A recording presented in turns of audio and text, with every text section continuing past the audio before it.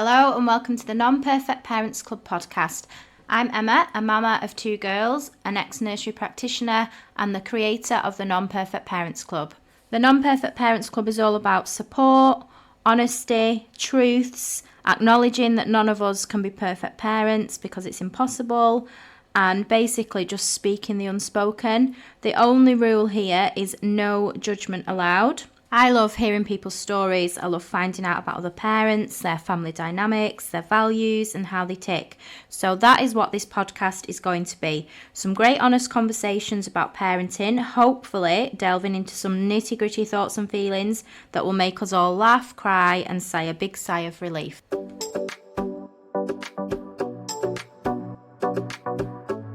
Hello and welcome back to the Non-Perfect Parents Club podcast.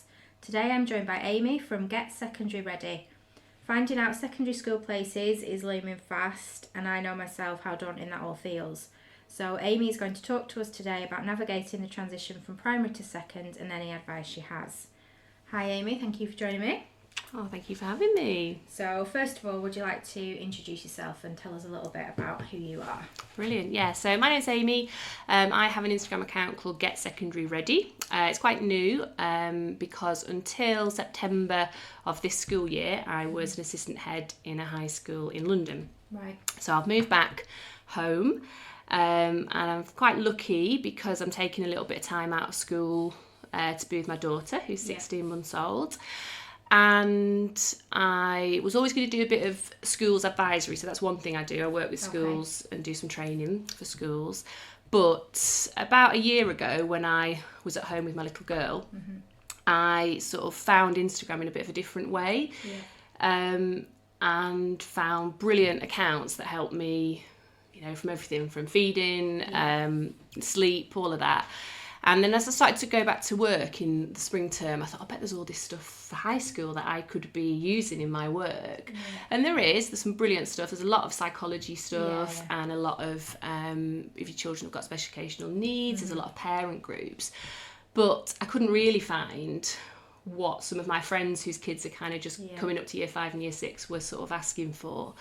So, and then that going back to school in May and doing the transition for like one last time, I knew it'd be my last time at my school, I knew it might be my last time for a while.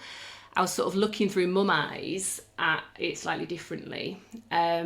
So yeah, I thought I can definitely share what I know already, and see what else we can do. So yeah, that's why I've got my little account, and it's been going since the summer. So every time we've come across like a event, like it's what we call the National Offer Day on the 1st of March, like we get to those things, then I'll post some stuff and get some good questions. And then I'm hoping this year to actually do a little bit more. I've done some work with some parents and some small groups of year 6s, and so I want to look at that a little bit more, because I think it's really hard for loads of different reasons, and I think for a lot of families, for your first child, that 1st of March is like the start of it. And I think that's why I wanted to talk to you now, because I think there's quite a lot that people are worried about at this point without any answers, and it's quite a long time. It was a long time till September, so that kind of just goes on and on and on. And like, I know myself, obviously my daughter's second year at secondary school now, and it's such a huge transition, and when it's your first, it feels like a minefield. You don't know, unless you've got someone else that can kind of help you, like you know, family or friend or whatever, which we didn't have. And it's quite scary. It's really daunting for both of you. Where should we start? Well, I think I was thinking about, you know, what people are going to find out in March, and I think, you know, we're sat here in Lancaster, and I think probably most of the people listening are in this area. It's even more peculiar here, and so it's really hard. It's really hard because a lot of parents will be sat with no real idea what they're going to open or get in that email, whereas in other parts of the country, and you know, actually you're pretty certain, and like you say, when you have your second, you'll be pretty certain because of the sibling thing. So I think, you know, actually what's really good now, before you get into like what type of bags to buy and can they get the bus and all of that, which is important, is just try and get your head round how you feel about it, and also what your experience of high school was, because schools are really weird, I think. Like, you might send your child to the same school you went to, might even be taught by the same person, and they're probably wearing a similar uniform, probably going to go in, you know, it's canteens, assemblies, all the stuff that we think we know. But yeah, if you went to school in the early noughties, it's so different now. It's massively different. And, you know, there's all this other stuff that is linked that we think we know, but we don't. So I think having that chat, especially as well with like your partner or anyone else that's going to be involved in their life, is really important, to actually sort of see what you might then pass on that you're not aware of. Because it's really natural to be really anxious. It's a transition, it's a big transition, but I think being able to kind of control the bits that you can and getting your head round how you might approach that first time they come home and say, the teacher said this, or I forgot this, is important, because you'll have very different experiences. And particularly if school was hard for you, it just triggers it, because it is familiar and the problems are quite familiar. So things like that I think are important, just kind of thinking about it. I think definitely thinking at this stage about how you will manage if you don't get the school that you want. And you're practically, actually, how are you going to tell your son or daughter? When are you going to tell them? Like, I know year 6 teachers who say, like, parents who've texted in the day, like, and then what, like, picking all of that up. So that kind of practical planning, if you can. I was listening actually this morning to the episode you do on the appeal. Oh yes, you know, really interesting. And all the way through, I was like, I think I know what's coming, like, because that process is so tough, but it is an option. So like, you know, having clear, actually, if you didn't get where you want, how far would you be willing to go, and what do you do? Really boring things as well, like what email address did you actually register with? Because that's quite a big one, actually, because isn't it? the people sit there and they're like, everyone else has found out and I don't know, and it's gone to, like, you know, someone's work email and you know, that sort of thing, just to try and make the 1st of March as easy as it can be. And thinking about how you talk to your child about where they're going. And then there's a bit of a lull then, which is hard. I don't know if you experienced this, but you know, sometimes you might not even hear anything from the school at that point, because depending on like academies or local authority, like, it all works differently. So sometimes then you're like, great, I want to get going, but what do I do? There's nothing to do. So things like just thinking about, you know, what, and it varies hugely from family to family, where will they have to go? They might have to go 2 minutes down the road with all their mates, and practically nothing might change to and from school. They might have to get on 2 buses and you know, a whole complicated thing. So depending on, sort of taking stock really of how big a change practically is it going to be for them, and then thinking about what you can do to try and upskill them in the bits that are going to be different. Yeah, that's it. One thing we did was, so our daughter had to gets a school bus.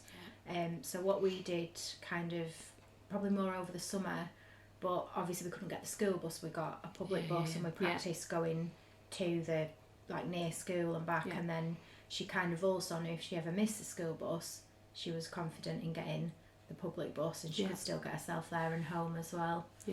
Brilliant. Because, like, a lot of the time as well, people think about getting to school, that tends to be all right, because everyone's a bit like bleary, you just go, but the way home from school is sometimes where it's tricky, and, like, you know, things crop up, like, do you want to come into town, do you want to do this? So, like, kind of just when these things crop up in, you know, year 6 life, just trying to project a little bit and think, well, at the moment this is how we're going to do it, but let's work towards you doing it on your own by the time you're at this stage.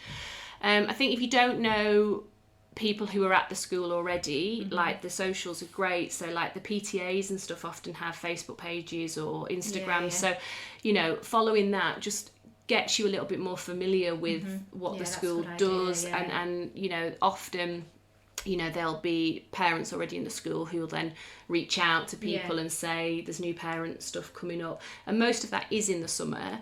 But if actually, particularly if you've got a school that wasn't your first choice, or you don't feel as you know it very well, those are just good little ways of finding out how school works.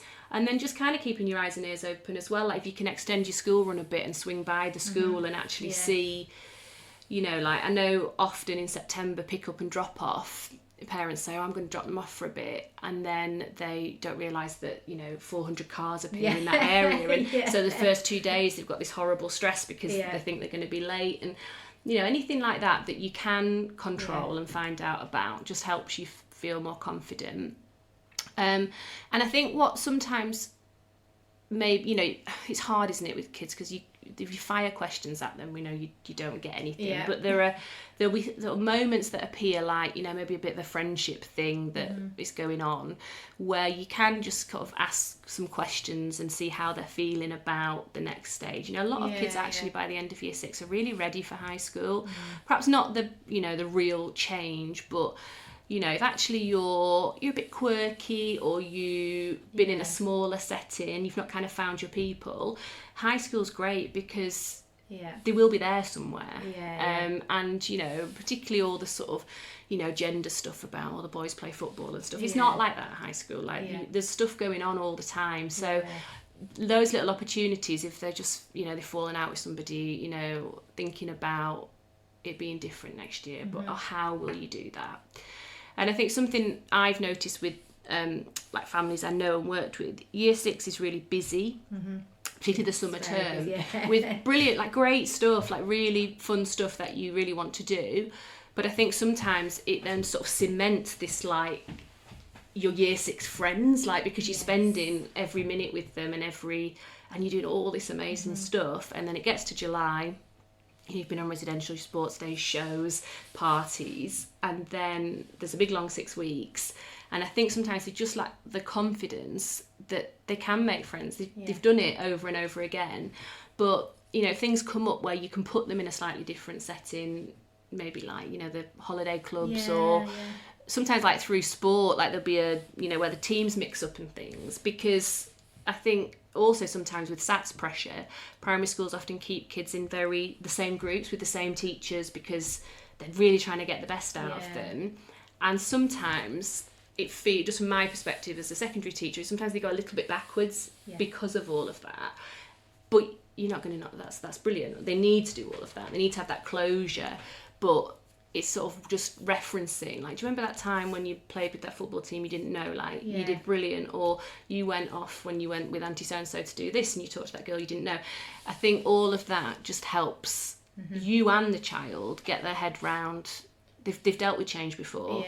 You've dealt with change before. They will have a lot of the skills, but they're going to need a lot of hand-holding as well. I think friendships is such a big one as well, isn't it? Like, I speak to so many parents, and then like children that like friends with children, it's my friends are going to this school so I want to go there, and it's that thing of like kind of trying getting them to understand that you will make other friends. You don't just have to stick to the friends you know now, because you're gonna make new friends, and you might not even necessarily stay friends with the ones that you're friends with now. And I think they just find that so hard to imagine, because they just just where they are at emotionally and kind of cognitively, they don't think forward like that. So it is a really hard thing to ask them to do. But as well, I always say I've said on the Instagram as well, in that first few weeks in September, it's really tempting to sort of shut everything down and be like, right, they're tired, they're going to learn how to do their homework. But if you do things with friends that they've known for a long time, kind of keeping them going into the autumn term is really helpful, because it's just that bit of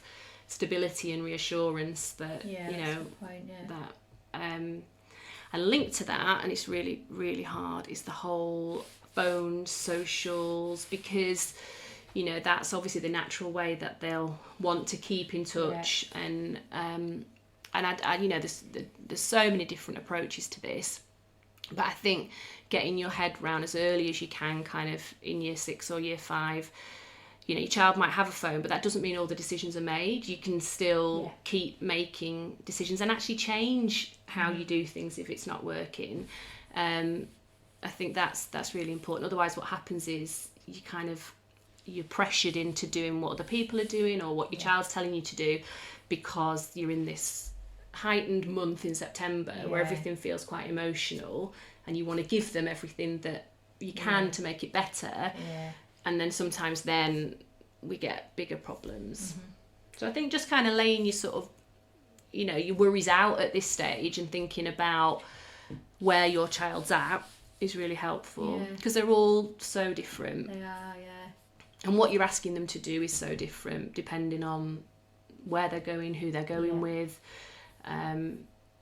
So it is really hard. And I think just reaching out, like, you know, if you know parents at the school already, or just other parents who've got children who've gone through it, because even if it's not exactly the same, you know, they'll be able to give you some practical help, but also just some reassurance that they do get there. Yeah. Some of them it takes all of year 7, and some of them will need a lot of help, but they do it. Mm-hmm. And they, you know, they amaze people, impress people all the time by how they just get on with it. Yeah. What kind of advice would you give for in terms of emotions? So, like, obviously finding out and then kind of processing that. Have you got any advice that you would give? I think, like lots of things, you've got to start with yourself. So you've got to kind of think about how you're going to manage that emotion in order to be able to then support your child through it. And that's, you know, I know people will, you know, will obsessively Google like the birth years and how many, you know, and I totally understand, like, you kind of need to do that to know, because otherwise how do you know? But kind of, if you have got a sense of, basically it's only going to go one of two ways, isn't it? You're either going to get what you were hoping for or you're not. So kind of just trying to prepare for either, and then go into your child when you're regulated and as calm as you can be. And I don't advocate lying to children at all, but I think there are some things about, you know, appeal process and stuff you might choose not to share with them if that's what you're going to do. And then, you know, I know it'll be a WhatsApp group or whatever, kind of just trying to protect yourself from everybody else if you haven't got what you were hoping for. Because that's something, I can't remember whether we talked about this in the episode about the appeal, but that's something that can seem like, if social media usually, and everyone's, I got my first choice, and when you don't get that, it makes you just feel really awful, even worse, I think, doesn't it? Yeah. And it's, you know, those comparisons just crop up all the time, don't they? It's the same with exam results, it's the same with all kinds of things. So, and there probably have been, you know, there's been an equivalent already that you've dealt with. So trying to think about, you know, how you cope with that. And then, you know, just trying to pick kind of controllable things to talk to your child about as well. So, you know, remember we went there, you really like that subject, that's, you know, that's what's happened, this is how we're going to do things. So just kind of helping them get to September as well. So, you know, remember we said we were going to go get a uniform at this point, we were going to, you know, and all the exciting things in year 6, that, you know, that's why I think they're so precious, because they really help parents as well as children kind of just close that chapter, as hard as it is. I think when it's your first as well, that thing of it feels so big and intense that they're leaving primary, and you're just like, oh my goodness, it's, you know, my first baby, like, I can't believe that we're at this stage already. And that, I speak to a lot of parents, and I think for me, I just had to block it out. And just carry on and not even think about the fact that she was leaving. Otherwise, it would just been a complete mess. I think a lot of people are the same. And I think also part of what you are kind of, I imagine, worried about losing is there's a lot of practical, you know, I live really near primary school now, and having always been a teacher, I've never been around at the start or end of the day. I've always been at my school. And I see, you know, parents having a really good chat outside school, sometimes till like 9:45. And I think like you need that. You need that. Whatever you're talking about, that's you talking to another parent about life. And, you know, it's freezing cold, they're still standing there. Like that's important. And it isn't the same at secondary school. No matter whether you're bussed or dropped off, there just is never a group of parents standing at the gate. So if you're going to lose some of that, how can you then pick that up in another bit of your life? So can I see these mums on a Friday night once a month? Can I, you know, make sure that they're on the same team and I see them on a Sunday morning? Like, I think just acknowledging that those parents and that life has been a big bit of your life as well, and trying to keep some of it going, then just means it's not all new for you as well either. So I think as a parent as well, the focus is all on, you know, obviously your child, it's your child going to secondary transitioning, but what you've said there about acknowledging it's a change for you as well. I think that's a really key point. It's probably something that I didn't really think about, and I don't think many parents probably will, but it is a huge change for you as well. Yeah, and I think you expect that in the first few weeks and months you're going to have a lot practically to do, you know, sorting out the bag, all of that. But I think one thing is you get in that first couple of weeks is thinking about, you know, longer term, are you going to do it? Because I used to meet parents who'd be in sort of year 8, year 9 with kids who, you know, didn't have special educational needs, didn't need a lot of extra support, and they'd be saying, I'm doing homework with them till 9 o'clock at night. And so, you know, getting your head around at what point will you feel able to let go? And if that means they don't do it and they get a consequence, okay, well, can you live with that? Because, you know, in many ways, there's a lot more admin around high school than there is primary school. And I think, you know, as teachers, you're sending out emails about this, emails about that. You don't always see that. But I think a lot of people think once they're at high school and they're settled, I'll have all this time, I won't be taking them to and from school. But you're doing loads. And I think what I've found as well, when you've got more than one child, so you've got them at separate schools and you've got admin coming in from both schools, it's just like, oh my goodness, I can't cope. That is something I keep trying to pass back to the schools I work with, that one thing that comes from every parent is emails, notifications, and it's like, I don't know, I think you should go back to the newsletter once a week where you just, if you didn't know, you didn't know, but the emails are just, it's a lot, isn't it? Yeah, it can be, I think you trying to get in as good a place about it as you can.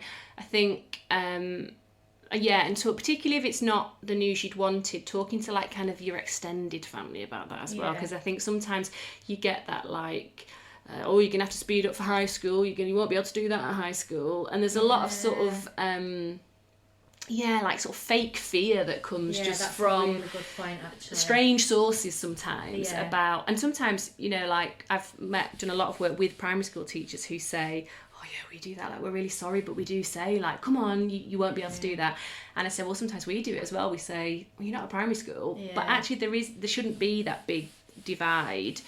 But I think sometimes it comes from different sources, and you know, like schools have different reputations, we can't get away from that, but schools change all the time. So, you know, when Grandad's saying, oh, that school's whatever, you know, he's talking about 30 years ago, you know, there've been 4 heads since then or whatever. I think there's just little things like that can just chip away, and kids listen, and they can hold on to that, and you know, then you can think, why are they worried about that? And it turns out it was some throwaway comment. So I think, you know, like you do with lots of bits of parenting, sometimes you've just got to kind of get the whole team on board and be like, you know, this is what we're working towards, and you know, or we've accepted they're going to need a lot of help in year 7 and we're going to give it to them, so I'm going to need you to help, and can you pick them up on this day, that kind of thing, because it's overwhelming for the parents, but it's also anyone else that's involved, using a childminder or whatever, like they've got a lot of change as well with it all.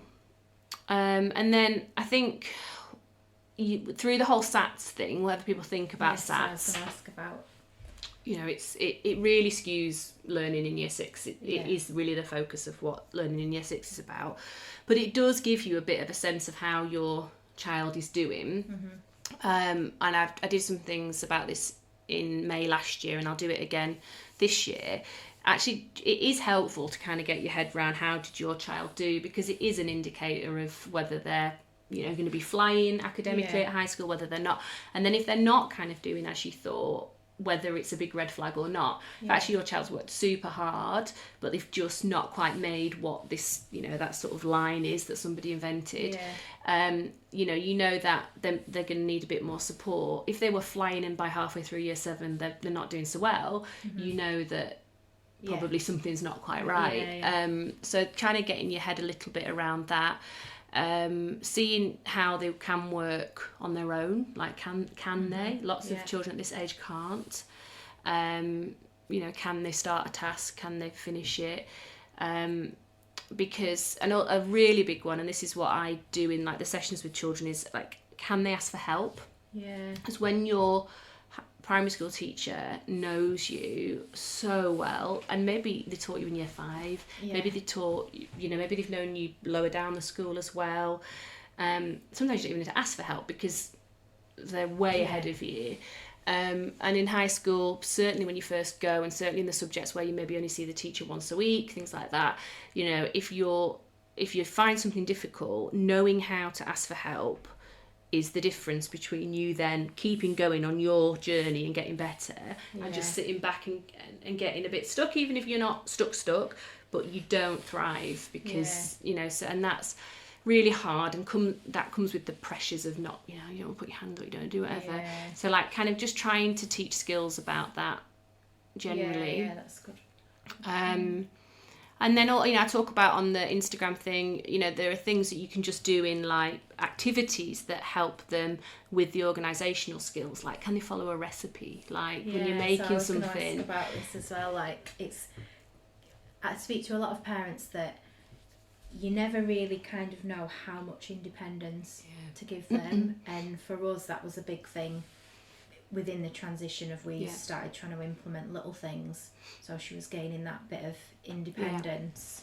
So what kind of I mean the ones for kind of like travel and things I think are quite straightforward and will depend on what you're doing, but like going on the bus or things like with the phones, like do they know telephone numbers if the phone dies, or do they know how they will contact you if their phone broke? Because, you know, I don't even think I remember my husband's mobile number. Like, you just get so used to being able to look things up. But if you've got a system where they call you after school and you come and pick them up, well, how do they do that if they lose their phone or whatever? So those practical things I think are good. But in terms of their learning as well, like can they follow a recipe? Can they read something and tell you what it means?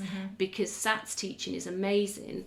They're really great at doing what they need to do for SATs, but then if they're in a history lesson or a RS lesson, it might not be as explicit like what they need to do. So the more that they can sort of read something and tell somebody else what it means and hang in there with like instructions like you have to in a recipe or a method, it might not directly link to what they're learning, but it really helps. And then, you know, like taking responsibility for their things, so clubs, activities, you know, it's so much quicker if you just bung all their stuff in a bag and send, you know, all head out of the house, you know, like looking after their room or whatever. But if actually you can spare the extra quarter of an hour where they have to do it and deal with the slight meltdown when you get and they've only got one football boot, it all helps now, because it's such a lot if the first time they're doing all of that is in this brand new place where they don't even know where they are. Already got so much going on. And it is a big change in that respect of they're going from they don't need to take books or anything like that to now, and they've got to have different books on different days. And I found out, I think it was maybe halfway into the first year when a bag broke, that she'd been taking all the books every day because really she couldn't be bothered to pack a bag at night. It's like, why are you doing that? We used to walk around and sort of just lightly lift them up and be like, you've got all your back books in there, please leave some somewhere else. And things like lockers are a good one to think about, because like as a year 7 parent, I must get them a locker. For a lot of kids, they're just a nightmare. They're just another place to go that isn't on the way anywhere. A few parents that I spoke to, we'd kind of asked about that, like, do they need a locker? And they'd kind of said the lockers are nowhere near where they get the buses from at the end of the day, and they don't generally have time to go to the locker and then to get the bus. So things like that where we kind of had to think about that we hadn't really even considered. And going back to what you said about not having sort of books out, I think that is the case for most primary schools, but some primary schools, particularly bigger ones, do a lot of kind of prep for high school, and maybe they've got a different English teacher to a maths teacher, and they move around and stuff. So again, like it's getting your head around what your child has, you know, asking them those questions, like you know, when you go and see Mr. So-and-so, why is that, like, because I think you just don't always know. And particularly in the summer term, they will do a lot of kind of prep. Some of them like give them like versions of planners like we used to have in high school, and most of us don't anymore. It's all online now, so that kind of thing, like they might be doing, but it's hard for primary schools as well, because you're never sending all of your children to one school, even in you know in situations where, you know, your primary school's next to your high school. So everything's a little bit of like a kind of try this. Yeah. And I think that's worth noting as well, because if you've got a child who's really anxious and you say this is how it's going to be and then day 2 it's not, then they can really sort of struggle with that. So just that, I think this will help. We're not sure, but let's try. And I think just keep asking for help, keep reaching out and finding out, and maybe if you can, and this maybe sounds a little bit silly, but just try and roll with it as well and enjoy it as well, like as a chance to I agree with to that, watch your child kind of step up, because they all do at some point. Some of them it may be really tough. Year 7, who I've worked with for, you know, most of the 18 years I've been teaching, are tough in January, because that's when, you know, sometimes the kids who've held it but actually really haven't coped, that's when it just becomes a bit much. Often you have kind of friendship changes around them, because hanging on to the primary friendships, if it's not going to work by then, it hasn't. So I think just settling in for a year of it being different. But you know, the events we used to have at the end of year 7, like the celebration assembly, sports day and stuff, were always brilliant, because you were just looking at these, you know, young adults becoming and thinking back to when you met them in May, when they were sat there very much primary school children. You know, it was always just brilliant to see how much they change. A bit like reception, you know, that like that they are different kids, but as a parent that's really hard, because that's a lot of change in a short period of time. And I think as a parent as well, you can often get caught up in the emotions of everything that's going on, and particularly if your high school experience wasn't a good one. Absolutely. You can kind of, and again, I speak to a lot of parents that haven't had a good experience at high school, and they're already kind of anticipating that it's going to be the same for their child. And I think you've got to try and remember that they're not you, and just because you didn't necessarily have a good experience doesn't mean that they're not going to. And like we were saying before about like the moving around from classes and different teachers and stuff, I know that's something that a lot of parents worry of. Are they going to get lost? Are they going to find their way around school? But obviously it completely depends on the child, but sometimes it can be really good for them. That was one thing that I was a little bit like, I'm not sure how she's going to navigate that, but she absolutely loves it. She loves having all the different subjects and new subjects to learn about, and that's been really, really nice to see as well. Well, that's good. I think as well, like I went to girls' grammar school, so I know my school was, well, I didn't know at the time. When you look back, that's not normal. Like that's not how high schools really are. And my husband went to a big comprehensive in London, so that's kind of why I think about that. You need to have a chat with your partner as well, because sometimes like you might have even gone to the same school, but your experience is very different. And, you know, behaviour there was really good. Until I was a teacher, I don't think I even really knew kids could ever misbehave at school. But what I do know is that now behaviour in schools, you know, there's always going to be problems. Like things like fights. When you put 1,700 or 2,000 kids in one place, occasionally things are going to go wrong. But I think I really liked what your guest on the appeals episode was saying about is how that's managed, and it's how, like for example, how you as a parent manage that when you hear that, rather than what happened, like you know, okay, because you know, children say there's been a fight if they've just seen 2 year 11s bump into each other really enthusiastically, because in year 7 you're really like heightened to it. But behaviour in schools, I think, since I started teaching 18 years ago, is better. I think children have more challenges now. I think it's a pandemic thing, and I think there's a lot of, I could talk about that all day, about issues I think could be better in schools in relation to support. But you know, it is an expectation now that a teacher is on the corridor between their lessons, like standing at the door. You know, when I was at school, when I talked to people our age when they were at school, teachers were in the staff room, you know, like, you know, probably just having a break, like you should be able to do and work, but it's not like that. Like there's a lot of supervision and around getting lost. I think children and sometimes parents think, gosh, they'd just be wandering around, they wouldn't know where they wouldn't know what to do, they'd be totally on their own. That doesn't happen because there's so many people in a school, including helpful older students, like they do what likely happens is they go to the wrong place and then they need redirecting. That happens quite a lot at the start. But that kind of idea that you'd be like this tiny little dot in this big playground not knowing what to do is really rare. And if there are children like that, they're the ones that are picked up straight away by the pastoral teams, because usually anyone can kind of follow on after someone else and get to the wrong place. But if you're really struggling, you'll need some more help, and that will be there. So I think those kind of things. But I definitely think schools are different. And so I was going to say, a lot of people have quite, I think, justifiable moans about schools at the moment. And I think sometimes it's about channeling that as well, because some things happen in schools just because they always have had. And I think if you talk, I think you posted something about this, if you talk to people, they'll say, I don't like this, I don't like this, I don't like that. And then you ask for some ideas, or I ask for some feedback, and people don't come forward because I think they're like, oh, I don't want to cause a problem, or there must be a reason they do that. And there are lots of things that schools have to do, and a lot of pressures that come from above. And if you feel really strongly about it, like, voice that, because otherwise, you know, that's where you get these big divides between parents and schools. And primary schools, I think, because parents are there every day, you know, just naturally are much more receptive. They just get that feedback much more, much more frequently and much more in different ways.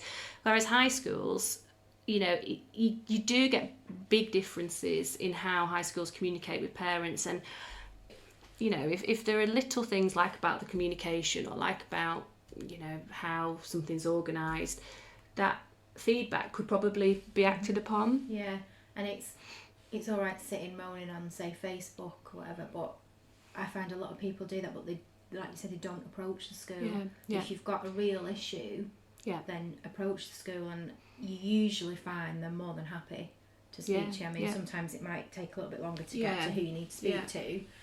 It's kind of that meeting in the middle, isn't it, between parents and teachers. But ultimately, happy schools are where parents are happy, kids are happy. So I think that's a good tip as well, is if you've got a chance to talk to someone at school, like they might have a little interview before you start, or you might go along to an event, you know, who do I contact? And they might not be able to say, this is your tutor and this is their name, but, you know, they might be able to say, this is the communication policy. Because at my school you could email people directly, which was great, but as I was leaving I was on about 100 emails a day, which when you're then teaching and doing all your other things doesn't work. It's a lot, isn't it? Whereas in other schools you might email a central address, and they kind of, and then sometimes that gets filtered out. So if you're just asking about, you know, what's going on with rugby, why has it changed times, maybe the admin team respond to that, and then it could get passed to the right person. So I don't think there's a right or wrong with that, but it'll vary. So knowing, that's a good point. and I think rarely in my experience has turning up at school got you kind of what you needed. If there is, like, you're in the midst of something really awful's happening and I can't get my child out of the car, or I need to tell you, I need to know, then you're always going to go to school. But if actually, you know, you're concerned about homework, or you think something's happened, you're going to sit in reception for ages, and who comes to see you probably isn't the right person. So just knowing, if I send an email, it may be in 48 hours, maybe even a week, but it will get picked up, you would hope, is probably the best way. And also, just, this might only be my opinion, but when you're getting a lot of emails like that, what I wanted parents to do is just tell me straight off what they needed.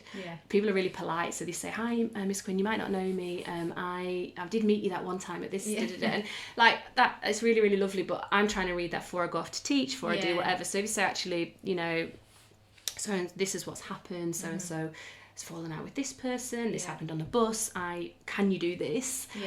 It's not rude, like that's just probably the best way to get to that member of staff, what you need them to know and what you want them to do. And rightly or wrongly, I think email is the way that most teach, because they can just pick it up wherever.